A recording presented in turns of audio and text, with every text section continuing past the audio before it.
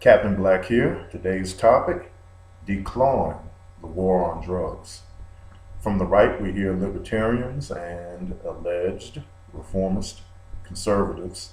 And of course, from the left, we've always heard how cracking down on crack dealers who happen to be black is somehow racist. We're told that their chemical genocide is, quote, a victimless crime.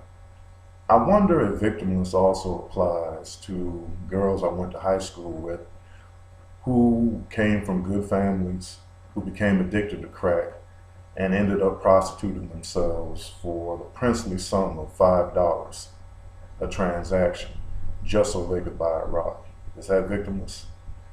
I'm also reflecting on the number of innocent people gunned down, on the grandmothers entombed behind burglar bars in the inner city because they're afraid of being shot by crack dealers in their neighborhoods. Is that victimless? I think about young children whose only role model is somebody with his pants hanging off his behind, a pistol in one hand, and poison in the other. Is that victimless? But then I have to always recall that for many libertarians and liberals, if they happen not to be black, then you can look at this as an abstract issue and say, well, okay, maybe they're hurting people, but it's not like it's really important people. Read white people. As long as your victim pool is always low income and black, there will be an endless number of apologists who will come forward to try to decriminalize whatever your actions are, because ultimately your victims are not persons of any great social or political consequence. So, against that backdrop, is it surprising that libertarians and liberals are saying that we're being too hard on crack dealers? That when the black community, in the grips of an invasion in the 1980s, called for harsher legislation, i.e. the mandatory minimums that Obama has reduced, and even the National Guard in some instances.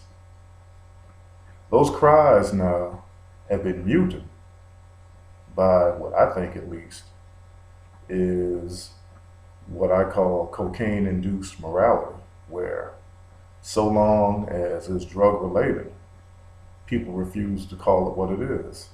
Genocide, evil, destructive, soulless, godless, demonic, satanic, and every other adjective I can think of. This is the sad state of affairs in our culture.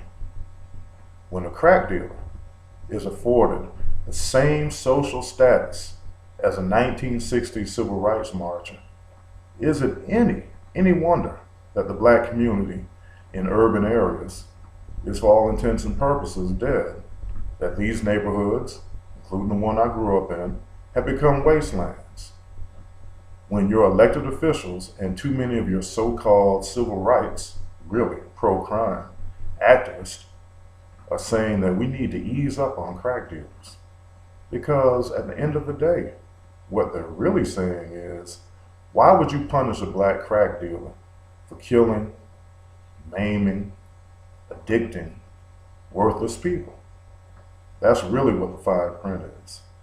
So for all of you who support loosening the reins on punishing crack dealers, I say thank you. You have shown your contempt for black people, and we know where you stand.